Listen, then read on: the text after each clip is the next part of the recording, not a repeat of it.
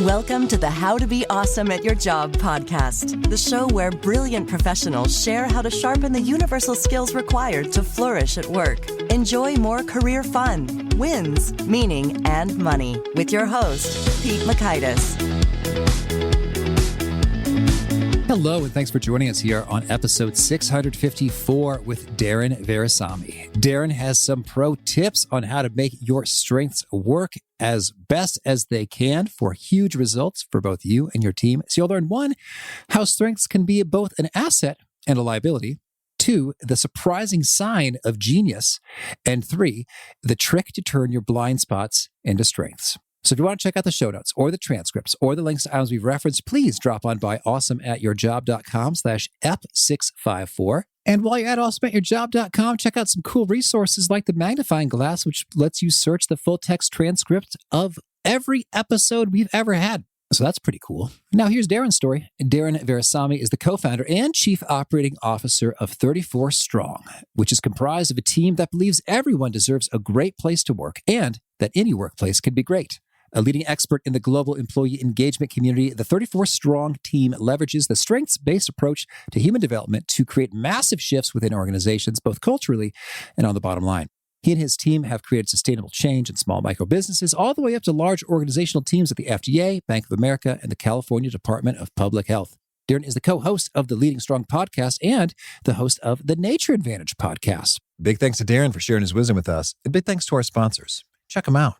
One sponsor to check out is Bamboo HR. I love owning my own business, but I do not love doing government compliancy things. HR is hard, but Bamboo HR is easy. Bamboo HR is a powerful yet flexible all-in-one HR solution for your growing business. Wrangling benefits, onboarding, performance, recruiting, reporting, vacation time, trainings, oh my, can take hours. But with Bamboo HR, it can take mere minutes.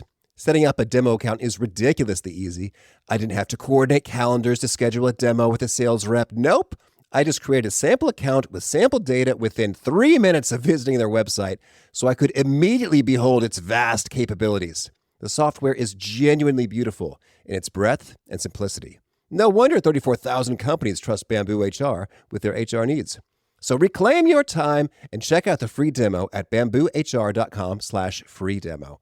See for yourself all that Bamboo HR can do and how truly affordable it can be too. That's bamboohr.com/free demo. One more time, bamboohr.com/free demo. One sponsor to check out is EarthBreeze. I recently saw a Netflix documentary that talks about all the plastic that we throw away and we try to recycle, but it doesn't really get recycled. So I've been trying to reduce my plastic, and the most wonderful way that I've been doing so has been skipping those gigantic laundry detergent bottles for EarthBreeze detergent sheets.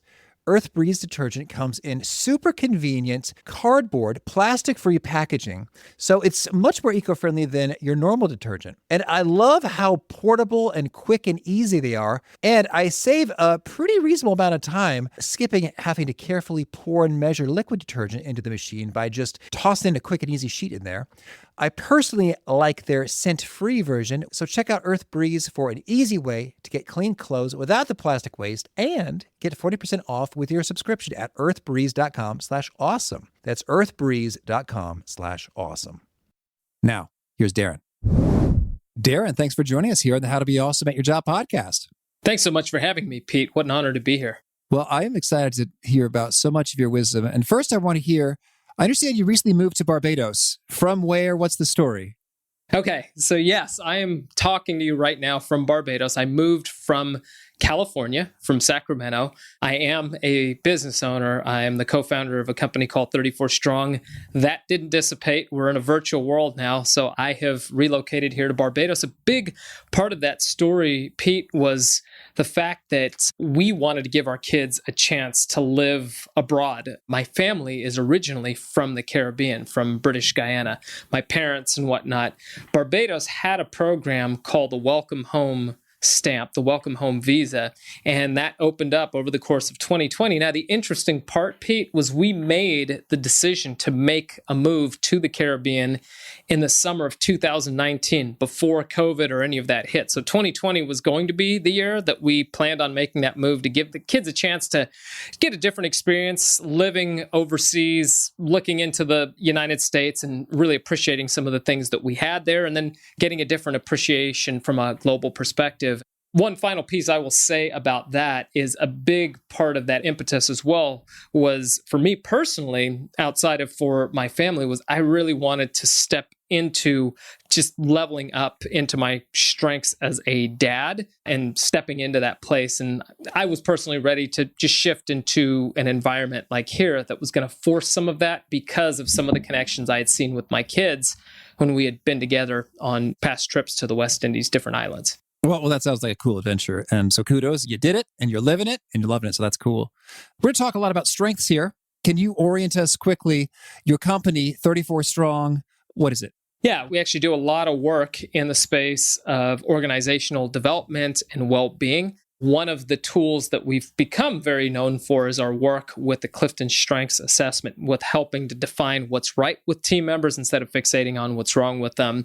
And then we really focus on moving the needle on employee engagement and well-being. There's a loop connection between people's overall well-being in their life and employee engagement and their engagement in their work. So we actually work in both of those spaces, and we use strengths as a foundation as kind of an anchor to build from. That's cool. Well, so we've talked about strengths a couple times on the show and the difference it can make. Maybe could you paint a picture, perhaps by telling a story of just one professional who they were living their career life pre-strengths awareness, and then they came to get an understanding of their strengths in a profound way and saw things take off as a result? Yeah. So when we think of playing to our strengths, let me start by giving this caveat. There's this great question that Dr. Donald Clifton asked. He's known as the father of the whole strengths-based movement and that perspective and this type of thinking.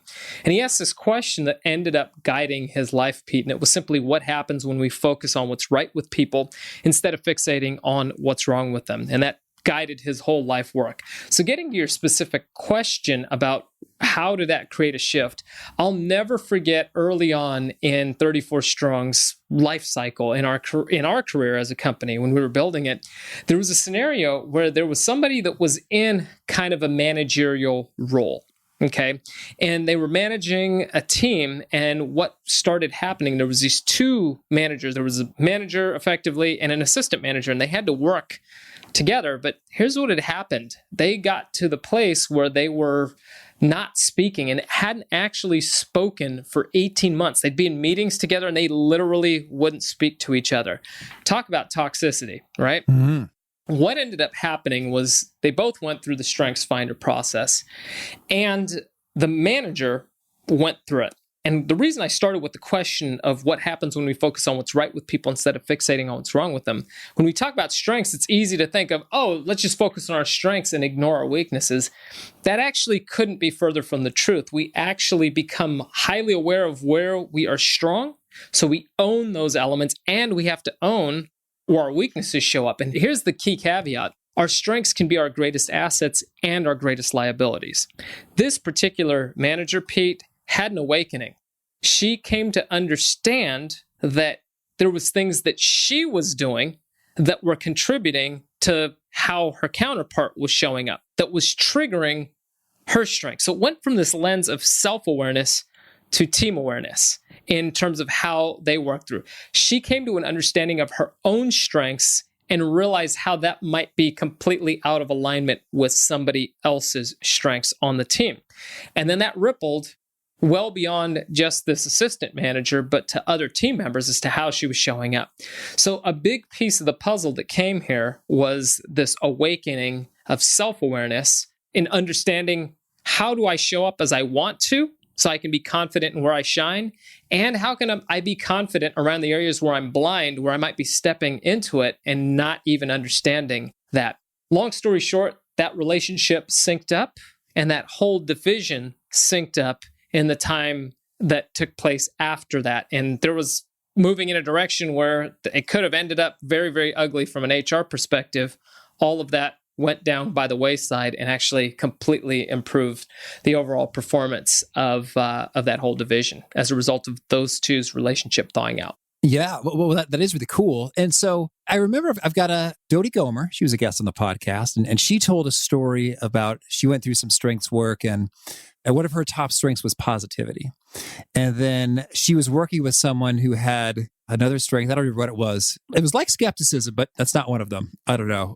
Maybe deliberative or restorative, where there's a natural tendency to ask a lot of questions, like give me the proof first, and going through looking at things from a very risk perspective, or seeing very, very solutions focused, but to get to solutions, have to identify the problem first. But go on. Yeah. And so the facilitator said, oh, so you see the problem with this? And Dodie's like, not at all. She's like, your manager thinks you're full of it.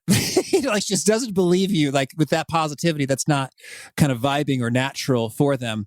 And sure enough, that was on the money. So that's what I think is kind of interesting here, is that I think many of us have taken Clifton's strengths or a tool that goes after it. And listeners, if you hadn't, I just recommend every human do it. It's great and fun and quick, and you learn some things. But so then once we've got sort of our report, like, okay, these are my top 5 strengths, or, I went with the whole enchilada, 1 to 34, all ranked. So I've got all of mine.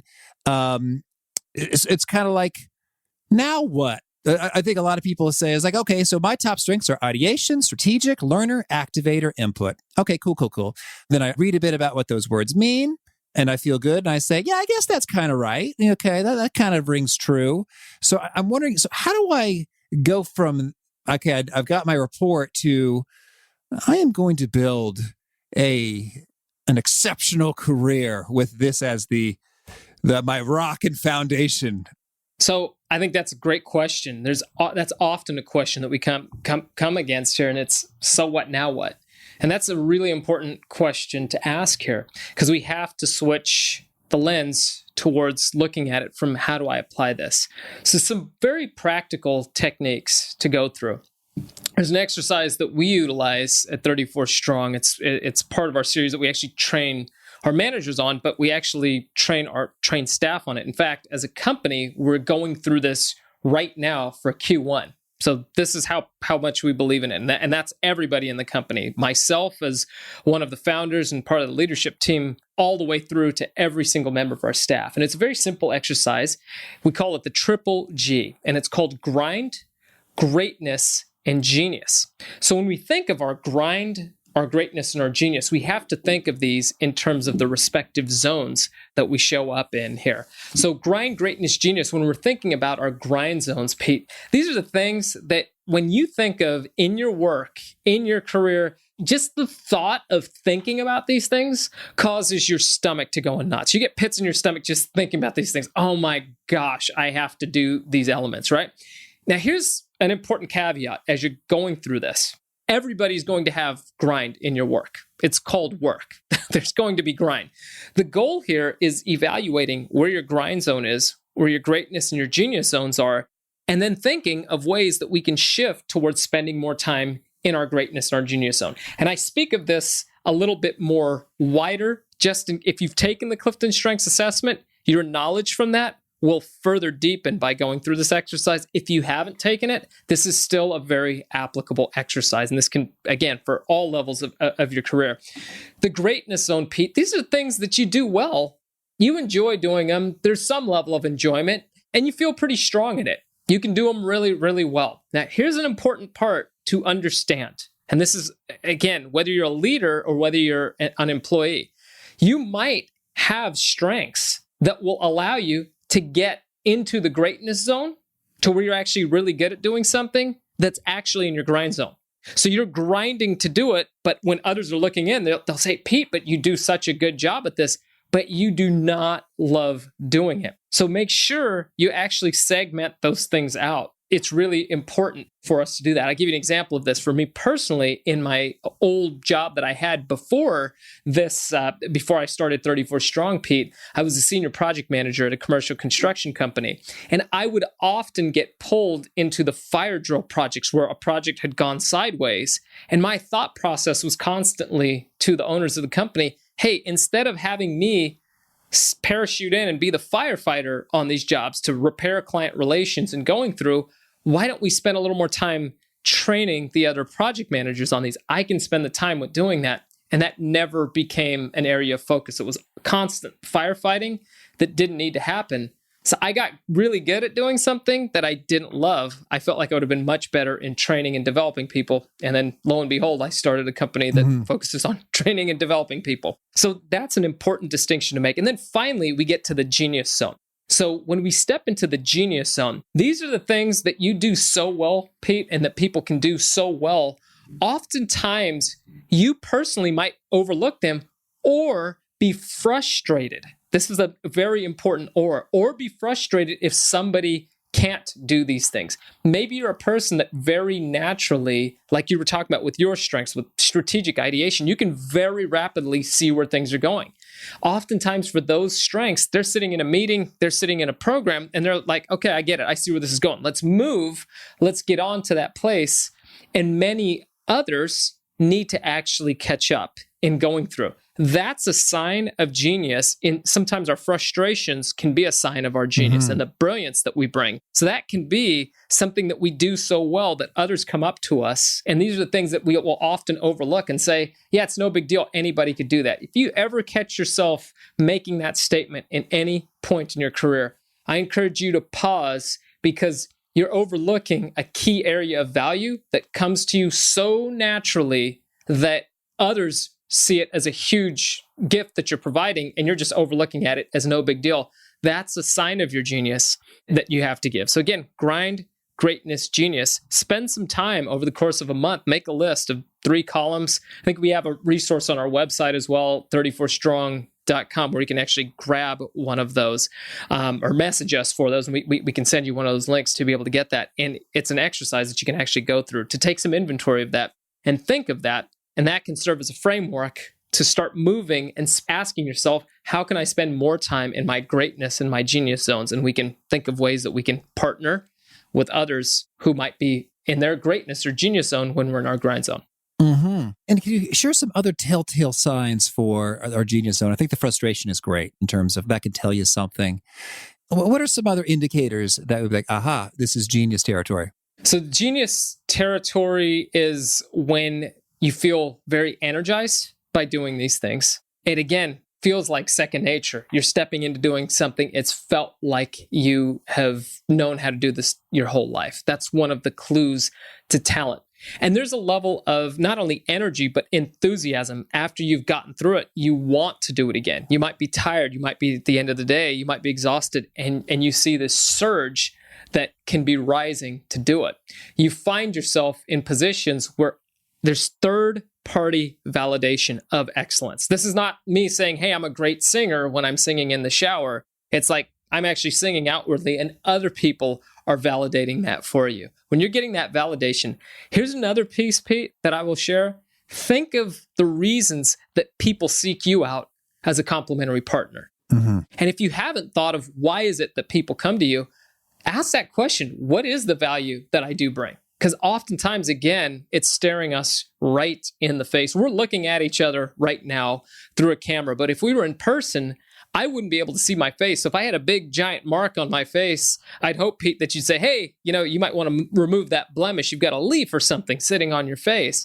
Pete, my point here is oftentimes our talents, similarly, that genius zone lies so close to us, we cannot see it. So it's when we actually seek that out and find out what is it that we bring? What is unique about the perspective that we bring? You talked about your strength of ideation. Oftentimes, people will come to somebody with the strength of ideation and really enjoy digging into things with them because they're constantly and quickly able to see many, many different ideas and bring a very, very fresh perspective and not get stuck in the, well, we've always done this the same way, so we need to keep doing it that way. That can be a huge tell for us to really grow in our career and in our job. Again, wherever you're at in that cycle. And let's talk about, I don't know if you want to call them weaknesses or lesser strengths, or what's number 33 or 34 on the Clifton Strengths Report. For me, it's consistency and adaptability. Okay. Fun fact. So what should we do with those? Yeah. So our bottom 5, we like to look at, if you do go through the Clifton Strengths process and you take a look at your full 34 report, you really want to get to a place where you own your top 10 and spend the time to understand not how they only exist individually, but how they exist collectively. The reason for that is the likelihood of somebody having their top 10 in the same order as you is 1 in 6 billion. So even though Pete, you and I share activator, you have input, you have ideation much higher. We share activator and learner in our top 10. You have those as your top 5. But that ideation that you share, that you have there, that's a little bit lower for me. That's not quite as high. I appreciate ideation, but what I'm getting at is the way that activator and ideation will pair versus the way that activator and self-assurance might pair. The way that I have those, that's going to be a slightly different brand of the way that activator goes through. So we want to start in that top 10 and understanding that, and that pivots right down to the next phase of understanding, getting into exactly what you talked about, the bottom 5.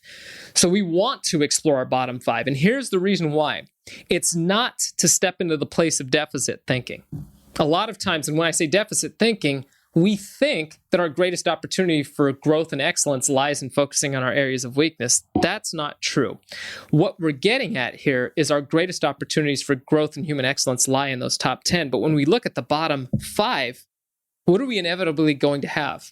People that have those in their top 10. Those are our blind spots. So getting to a place where we can understand those strengths, we can also come up with an awareness of how do those strengths provide benefit? How can they give rise to the best ideas? How will they balance out my very own gaps of where I'm at to actually create a much stronger outcome overall for the team, for the organization, and going through? And understanding them is not, again, to the lens to become them, but spending the time to dig into that so we can figure out what those needs are, so we can figure out how those can play into a greater good and really bring out the fact that on teams, our differences can be our greatest advantage that we have. The analogy I like to give with this is the Golden Gate Bridge. I mentioned to you at the top of our time together is the Golden Gate Bridge. We've all seen it. It's absolutely beautiful. But the cables that keep those two towers standing are pulling in different directions, right?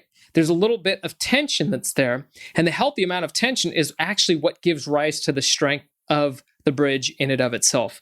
Much the same way, Pete, that's what gives rise to the strength of teams, where we go from self-awareness and how do I grow in my career to how do I then ripple that to my coworkers that we need to flow, work together, and give rise to the best ideas. And we come to that understanding as opposed to just saying, this person's difficult. We start to understand where they're coming from, what they bring that's very unique, and that can be an advantage to getting to exactly where we're collectively trying to go as our outcome.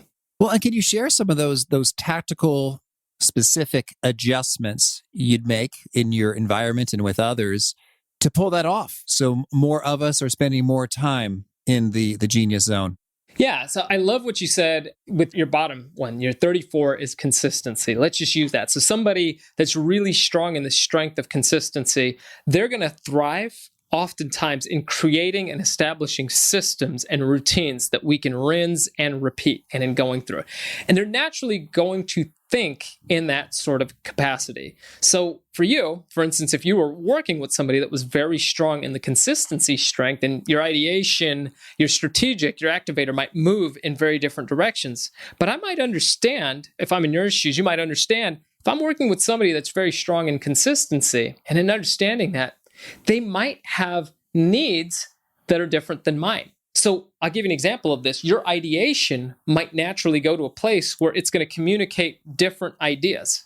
And what we're searching for is to give rise to the best idea. So we might throw 6, 7, 8, 10 different ideas on the board. And somebody with consistency might be listening and saying, well, whoa, which one of these are we doing? Because their brain is not naturally thinking in the context of we're throwing 7, 8 ideas on the board to kind of wrestle with them and then see if we could push together and come up with a best idea out of that. Maybe it's not one of those 10. Maybe it's one that merges together. So when we're communicating with somebody that might have consistency high, when we're looking at potentially disrupting that pattern, we give acknowledgement to the fact that, hey, consistency is going to bring the system. I want a message to you. So if I'm you, Pete, I might tell somebody with consistency, just letting them know, right now, I'm in the process of ideating. I might be very intentional in communicating that up front. So we have not landed in a consistent place. In fact, the work that we're doing now is to come up with the idea of what that could look like and leading the conversation with that. Because if not, the way that they're receiving that information might be through the lens of, let's establish the system right now. And where you might be at is working through defining what even the relevant ideas might be for the system. In a nutshell, you're both working towards the same goal, but you're in different places as to where you might show up. So in spending the time to be curious, not only about just reading the report, but if you have somebody on your team that's strong with that, get curious about them. Ask them, tell me more about consistency. That's one of my bottom ones. That's in my bottom 5. How does that show up for you? What does that mean to you? And learning about that and asking them if they have any specific needs that they feel like they have to be successful. Yeah. What are the needs that they have to be successful? That might be very different than your need, and that will help you to grow your connection with direct teammates, with people that you manage, or if you're managing up the chain, with understanding what success looks like for them. And that will help you to nurture and strengthen those relationships and again, advance in your career as you're continuing to grow in those techniques. Yeah, Shane Metcalf, a recent guest, brought up those perspectives associated with the strength and the associated need. Can you say more about that and give us some examples? So ideation, strategic, learner, activator, those are some strengths. You say there's some particular needs that are often tied to them, and what might be some examples of those? Yeah, Shane's a great guy. I've worked extensively with 15Five and with Shane since 15Five was I think a 9-person company. So outstanding human being, great friends with him. When we think of some of the needs, right? So you mentioned activator. I'm going to talk about that particular strength and how it kind of falls into place here. A need that some strengths might have, and some of these are known as our influencing strengths here, Pete, they might need to verbally process. They might need to, when I say verbally process, for verbal processors, some of our strengths like activator, like communication, like command, self-assurance, maximizer, those are some of them, they might need to verbally process where they think by talking. So the talking process is thinking. Now, here's the thing that's fascinating. When we're listening to somebody that has these strengths, when they're thinking out loud and going through that process, because those strengths bring with them a certain level of presence to be able to influence others, one of the things that we have to be mindful of if we have those strengths, or if we're working with somebody with those strengths, is when they're verbally processing, they might be influencing us. We might be feeling like an activator creates some urgency to, gosh, we got to get going. We got to get started on this. And an activator might unintentionally be getting things started and getting people going on things when they're still in the verbal processing phase. So if you understand the needs of somebody that might be a verbal processor, my business partner, Brandon Miller, for instance, he is very much a verbal processor. And when we first started 34 Strong, I was very much an executor, right? So I would hear a story that made sense. I would say, hey, we could get this done. We could get this done. We could get that done. So I'd hear what he might have been verbal processing. And what did I do, Pete? I went right forward to the task. And 3 days later, we'd have a chat. I'd say, hey, I got this done. I got this started. We're moving forward with this. And he might say, why did you get all that started? Why'd you do that? And I'm thinking, well, we talked about it. Because in my brain, the only reason you talk about something is if you're going to do it. And that's where we were missing. And thankfully, that didn't cause us to disconnect. We weren't eating our own cooking. And it came to the place of understanding for him. He signaled to me, hey, Darren, I'm just verbally processing. So that was my signal to just allow that to go, allow that process to flow.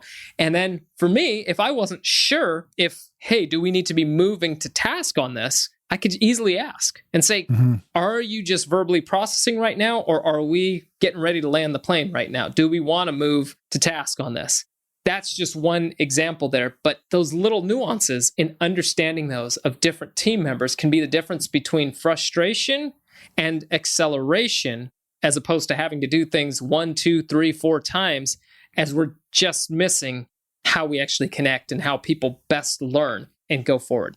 Oh, absolutely. And that's one huge one right there in terms of, is this a commitment or is this just sort of kind of thinking about some things? And folks, their feelings can be hurt. I planned my whole day around this thing that we talked about. It's like, oh, sorry. I was just sort of one option among many.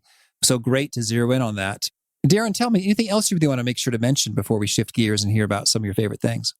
Yeah, I think these are really powerful tools to be able to take advantage of in thinking through and in framing our thinking. And I want to let everybody know as well, you can go beyond this in just your work environments. You can take this sort of thinking home. Think of if you do have children or if you have a spouse. I mean, what was really revealing for me, Pete, early on was when my wife and I both got our 34 reports unlocked. And I realized that 3 of her top 5 alone were in my bottom 5. Everything that I'm talking about of understanding where people are coming from, that made our relationship make so much more sense. And we've even applied this into the vein of parenting with our kids. And there's a whole platform and push forward for going through that as well and digging into that. A great book called Incredible Parent was released earlier in January. And there's actually a parenting assessment on strengths as well.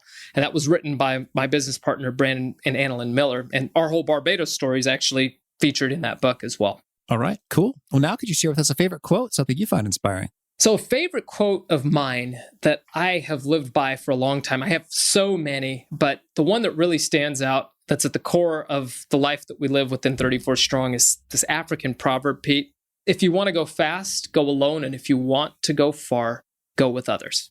All right, thank you. And a favorite study or experiment or bit of research? So my good friend, Joseph McClendon III. Oh, I've seen him speak with Tony Robbins. He's Tony Robbins' business partner. We did some power moves together. You did some power moves? I don't know if he'd remember me. I was one of thousands. Yeah. So Joseph's actually a dear friend of mine. That's great. We share the space of bass playing, and we facilitated some workshops together on future vision thinking and whatnot with the iconic bass player, Victor Wooten. So him and I have shared that. But the story that he has shared, a study that he talked about, was simply this. When he was doing his doctorate of neuroscience, when he was going through his doctorate in that, there was this stretch of highway in this 2-lane road in Southern California, right? And on one side of the road, Pete, there was light poles, right? Telephone poles every, 100 yards or 200 yards, whatever it was.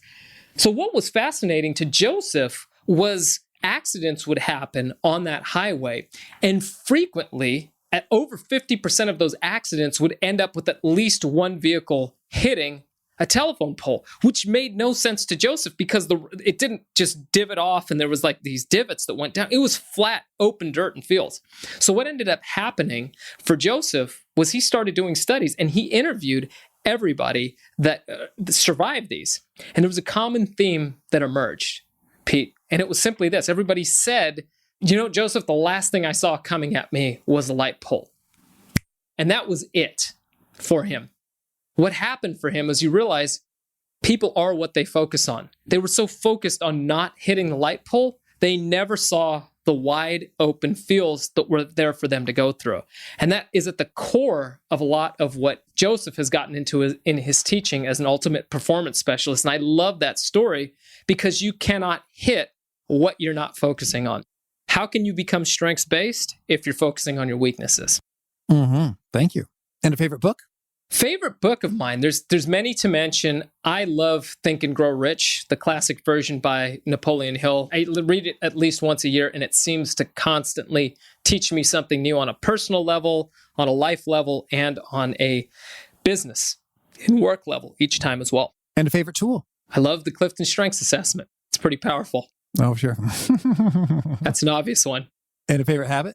One of my favorite habits right now is collaborating with nature. So I believe that as we become more technologically connected, we've become more nature disconnected. And nature has always been a catalyst for human excellence, human innovation, and so much of what we do is tied up in that place. So, and I actually talk about that as I explore people just like Joseph McClendon. He was one of my first guests, and I interview him on my show, The Nature Advantage. And he shares a lot of his takeaways of how he's actually used nature to step into his own genius. And is there a particular nugget you share that really seems to connect and resonate with folks? They quote it back to you frequently. Yeah, so one of the ones that comes back to me a lot is be confidently vulnerable. And by that, I mean be confident in where you shine and where you're blind. When we step into the place of being confidently vulnerable, we own who we are and we own who we're not. And that allows for our self-awareness to grow and our team awareness to grow. That's at the core of being strengths-based. And if folks want to learn more or get in touch, where would you point them? I would tell them to check out 34strong.com. You can find me as well on LinkedIn, and you can find me at natureadvantageshow.com as well. And check out the Leading Strong podcast as well through 34 Strong. Okay. And do you have a final challenge or call to action for folks looking to be awesome at their jobs? Yeah, I say go visit 34strong.com, and there's a free download that's right there on the power of setting clear expectations. This can be a valuable tool if you're in a managerial role. I know with Shane, you talked about the importance of identifying recognition. What are the forms of recognition that people like? There's just 10 simple questions that you can ask of somebody that you're managing or of a partner that you're working with to understand their learning styles better, understand how they like to be recognized and what success will look like for them. That's something that you can use immediately and put into work. So take advantage of that. All right. Darren, thank you. This has been a treat. I wish you and 34 Strong lots of luck. Thanks a lot, Pete. Really appreciate being on here today. Thanks for the work you're doing. I was really struck by Darren's point there about how if you find yourself frustrated with other people, like, why can't they just do this? Then that very well can be a great clue that that happens to be an area of strength for you. I love that perspective. And it also can help diffuse some of your frustration that you're feeling, right? Like you could feel awesome. Like, hey, you know what? It's pretty cool. I've got that strength. Yeah. As opposed to, I'm just mad at the world and everyone underperforming. It is funny. I thought of him recently because I've been chatting with some folks, some experts and paying them a pretty penny, a high hourly rate for their expertise. And I had an idea. I was like, well, hey, why don't we just do this? And they're like, that's brilliant. And, that felt good in the moment. But afterwards, I was a little frustrated. Like, wait a minute, aren't you the genius experts that are supposed to have the great ideas? And that's what I'm paying you for. And yet I am the one having them. What's up with that? Well, what's up with that is ideation is my number one strength. And maybe I shouldn't be so surprised. And the value I get from experts is not that they're necessarily going to have all the great ideas I need, but rather they're going to fuel me and my ideation machine with new input that I wouldn't get anywhere else. And thusly, it's that teamwork which makes the dream work. So no need to be frustrated, but rather grateful for that strength and for how we can unite our strengths together to form Captain Planet or something like that. Anyway, the show notes, the transcript, the links to as we've referenced are over at awesomeatyourjob.com/EP654. Hope to catch you next time, and peace. Thanks for listening. To get the most out of the show, we recommend 2 key things. First, check out the extra resources at awesomeatyourjob.com. You can find this episode's transcript and links, as well as the perfect episode for your situation. You can search the full text transcripts of hundreds of episodes or explore episodes tagged by topic and competency covered. Second, subscribe to the podcast and get future episodes automatically. You can subscribe by telling Siri and several other smartphones and speakers, subscribe to the How to Be Awesome at Your Job podcast, or by tapping subscribe in your podcast player of choice. If you'd like some extra help figuring out podcasts and how subscriptions work, visit awesomeatyourjob.com/subscribe for guidance. Hope to catch you on the next episode of How to Be Awesome at Your Job.